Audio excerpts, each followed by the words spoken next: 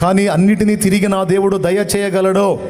నా పరిస్థితి మారిద్ది, నా బిడ్డల పరిస్థితి మారిద్ది.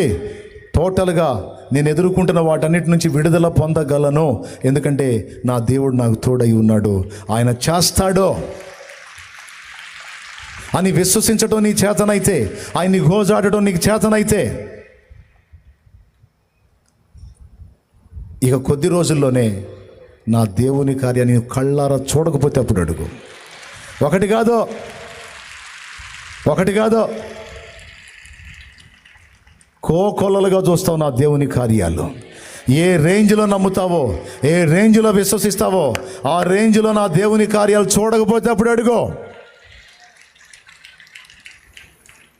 చచ్చిపోదామని ఆలోచన చేస్తున్న వాళ్ళు మీలో కొంతమంది ఉన్నారు, విరక్తి చెంది, అప్పుల బాధలు తట్టుకోలేక, కుటుంబంలో పరిస్థితులు తట్టుకోలేక, కొంతమంది పిల్లలు లేరని గొడ్రాంటి బతకలేక, అత్తమామలో భర్త ఈ దరిద్రదాన్ని చేసుకున్నాను, పిల్లలు లేరు ఈ గొడ్డుబోద్దానికి, దీన్ని వదిలి ఇంకొక దాన్ని చేసుకోవాలి అనే మాటలు వింటా ఇంకా నేను ఎందుకు బతకాలని ఆలోచించే వాళ్ళు ఉన్నారు. కొన్ని భౌతికమైన సమస్యలను బట్టి ఆత్మీయ జీవితంలో పడతా లెగుస్తూ కొంతమంది కృంగిపోయి ఉన్నారు. మానసిక సమస్యల చేత కొంతమంది అల్లాడుతున్నారు. నేను చెప్తున్నా, ఆ సమస్యలు ఏవైనా ఎంతటివైనా వాటిని మార్చి ఆశీర్వాదకరమైన కార్యాలు నా ప్రభు చేయగలడని విశ్వసించిన వాళ్ళందరి జీవితాల్లో వారి విశ్వాసం మేరకు కార్యాలు తప్పనిసరిగా జరుగుతాయి. నా దేవుడు చేస్తాడు. ఎంతమంది నమ్ముతున్నారు? చేతులు ఎత్తండి. నువ్వు చావాల్సిన అవసరం లేదు. నువ్వు చావాల్సిన అవసరం లేదండి. నీకోసం పిచ్చిగా ప్రేమించి చచ్చిపోయిన వాడు ఉన్నాడండి, చచ్చి బతికినవాడు ఉన్నాడండి నీకోసం. నువ్వెందుకు చావాలి పిచ్చిదానా? నువ్వెందుకు చావాలి పిచ్చోడా?